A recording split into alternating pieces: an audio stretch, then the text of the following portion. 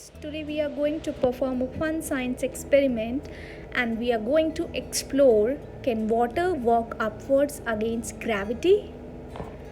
For exploring this, what all we need is 4 glasses, a water bottle, food colors and 3 strips of paper towel with the dropper.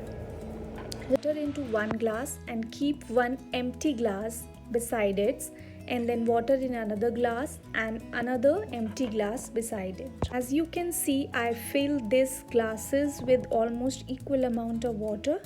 Now I am going to add few drops of water food colors into the water. You can see I've put few drops, say 4 drops in each glass of different food colors.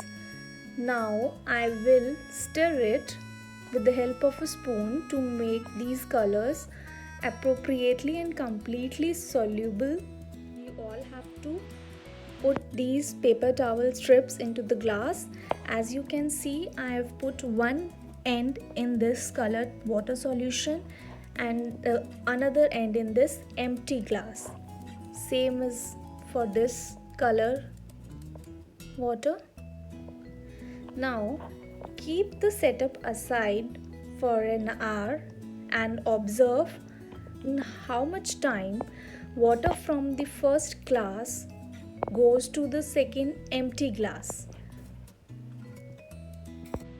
After 1 hour, you can see some of the water from the filled glass comes into these empty glasses. Isn't it magical? Do you want to know the reason behind this? The reason behind this is the water appears to defy gravity. Defy gravity means the water appears to go against the gravity, but in reality it moves because of a process which is called capillary action. And in your further classes you will study about the reason behind this magic in detail. So here we come to an end to our this tutorial showing our walking water experiment. Now you can keep this setup aside for say overnight and see in the morning how much water by morning get transferred to this second glass. Hope you all enjoy this experiment and give it a try at home. Have a happy learning.